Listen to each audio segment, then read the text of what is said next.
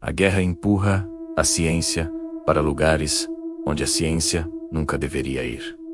Isso não é uma metáfora. É um fato documentado, repetido em cada conflito grande o suficiente para justificar o abandono da ética em nome da sobrevivência. A Segunda Guerra Mundial produziu a bomba atômica, experimentos médicos e projetos tão classificados que alguns ainda não foram revelados. Mas se os relatos de marinheiros, de um cientista excêntrico e de documentos forem verdade, 1943, a Marinha dos Estados Unidos da América rasgou a realidade. E o que vazou por essa rasgadura ficou impresso para sempre na carne de homens que faziam seu trabalho num estaleiro na Filadélfia. Para entender por que alguém aprovaria um experimento dessa natureza, é preciso entender o desespero de 1943. Os submarinos alemães, os U-Boats, estavam afundando navios aliados no Atlântico em uma escala que ameaçava o esforço de guerra. Toneladas de suprimentos, combustível, munição e vidas humanas desapareciam nas águas frias toda semana. Os alemães haviam desenvolvido tecnologia de sonar e detecção que tornava os comboios aliados vulneráveis. Era nesse ambiente de desespero operacional que a ideia germinou: esconder os navios da percepção do inimigo, torná-los invisíveis ao radar, invisíveis à luz, inexistentes para qualquer instrumento de detecção que o inimigo possuísse. A base teórica vinha de um lugar improvável. Albert Einstein havia trabalhado numa teoria do campo unificado, uma tentativa de reunir eletromagnetismo e gravitação numa única estrutura matemática. Fragmentos dela, combinados com pesquisas sobre campos eletromagnéticos de alta intensidade, convenceram cientistas da Marinha. Era possível curvar a luz e as ondas de radar ao redor de um objeto físico usando campos magnéticos poderosos.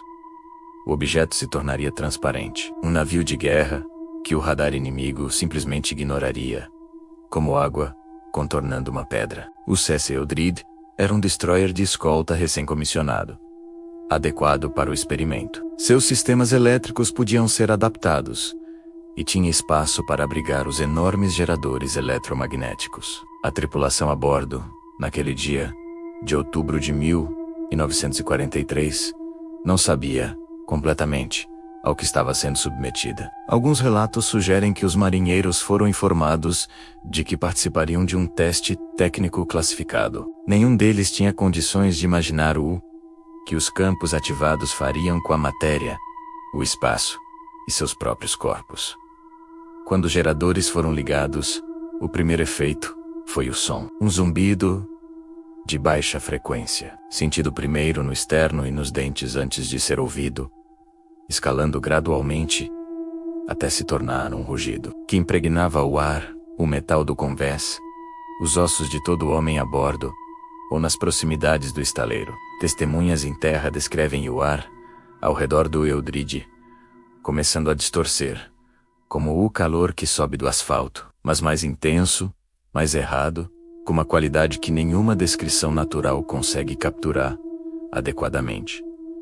E então veio a névoa. Era verde. Não o verde de qualquer fenômeno atmosférico natural, mas um verde que parecia emitir luz própria. Denso como fumaça, mas comportando-se de maneira diferente, enrolando-se ao redor do casco do Eldred, de dentro para fora, como se estivesse nascendo do próprio metal do navio. A névoa engoliu o destroyer em segundos.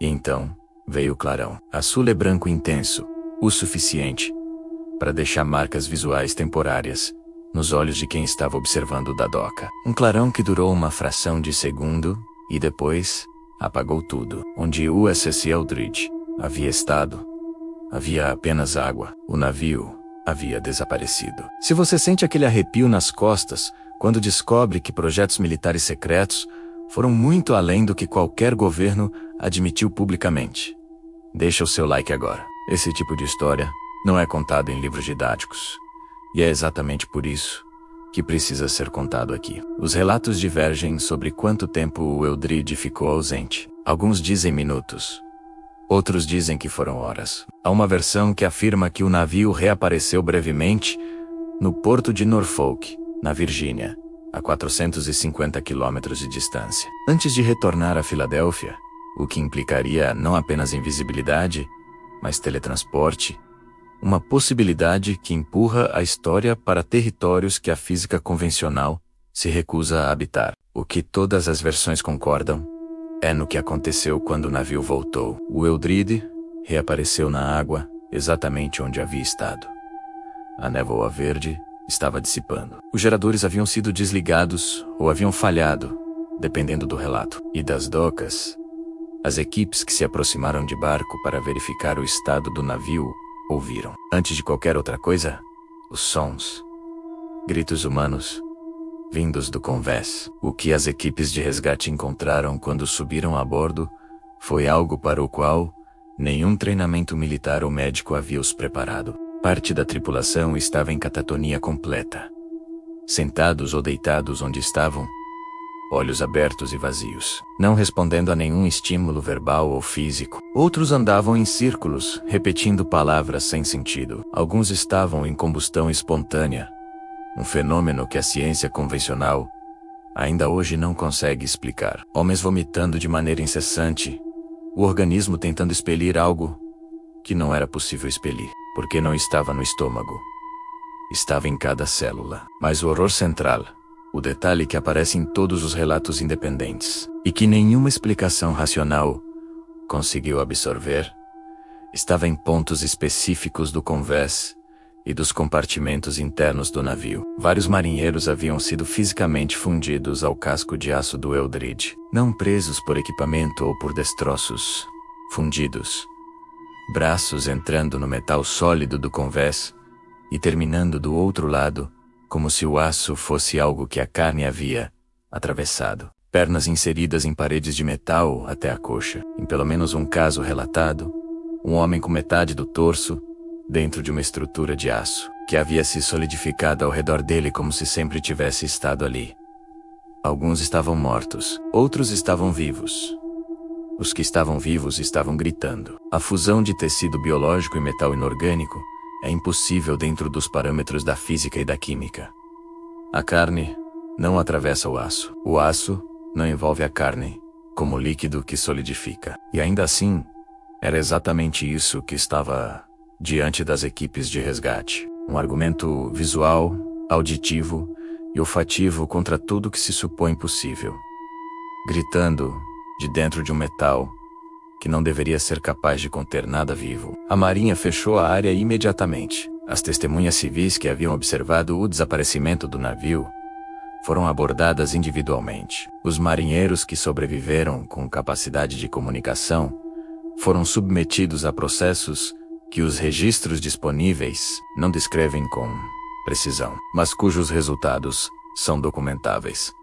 Vários terminaram internados em instituições psiquiátricas nos anos seguintes, diagnosticados com esquizofrenia ou psicose de guerra, incapazes de articular qualquer narrativa coerente sobre o que haviam vivido, ou recusando-se a falar sobre isso, com um terror que médicos descreviam como desproporcional a qualquer experiência de combate convencional. Alguns morreram em circunstâncias que seus familiares consideraram suspeitas. O nome do projeto era Arco-Íris. Os registros oficiais da Marinha Americana negam sua existência. Os logs do USS Eldrid, para o período relevante, mostram um navio em outro lugar, numa inconsistência que pesquisadores passaram décadas tentando reconciliar, sem sucesso definitivo. Albert Einstein, quando questionado sobre uma possível conexão com sua teoria do campo unificado, negou qualquer envolvimento, mas os manuscritos da versão avançada dessa teoria, que ele havia trabalhado nos anos anteriores, foram entregues à Marinha Americana em 1943 e permaneceram classificados por décadas. Um detalhe que o próprio Einstein nunca explicou publicamente, de maneira que satisfizesse quem perguntava. Carlos Allende, o marinheiro, que décadas depois descreveria o experimento em cartas enviadas a um pesquisador do campo eletromagnético, foi tratado como louco pela comunidade científica. Mas os detalhes que ele forneceu, detalhes que ele não teria como saber se não tivesse estado presente, continuam sem uma explicação satisfatória que não passe pela possibilidade de que ele estava dizendo a verdade. O que acontece quando a ciência rompe algo que não deveria ser rompido é uma pergunta que a física teórica moderna toma mais a sério. A possibilidade de que campos eletromagnéticos de intensidade suficiente possam interagir com a estrutura do espaço-tempo, de maneiras que a física clássica não prevê, é discutida em artigos acadêmicos, que nunca chegam às manchetes. O que aconteceu com os homens do Eldridge, se aconteceu, seria a versão grotesca e involuntária desse experimento. A prova de que a realidade tem costuras, e que quando você as força com energia suficiente, o que fica preso nelas não sai inteiro. Se você quer continuar descobrindo as conspirações mais sombrias e os projetos secretos que governos preferiram enterrar a explicar, se inscreve no canal Sombria agora e ativa o sininho para não perder nenhum vídeo. E antes, dê e comente aqui embaixo. Você acredita que esse experimento grotesco realmente aconteceu e foi encoberto pelo governo? Ou é apenas uma lenda assustadora? Lê os comentários, porque nesse tipo de história, o que cada pessoa escolhe acreditar revela mais sobre o mundo real do que qualquer documento classificado.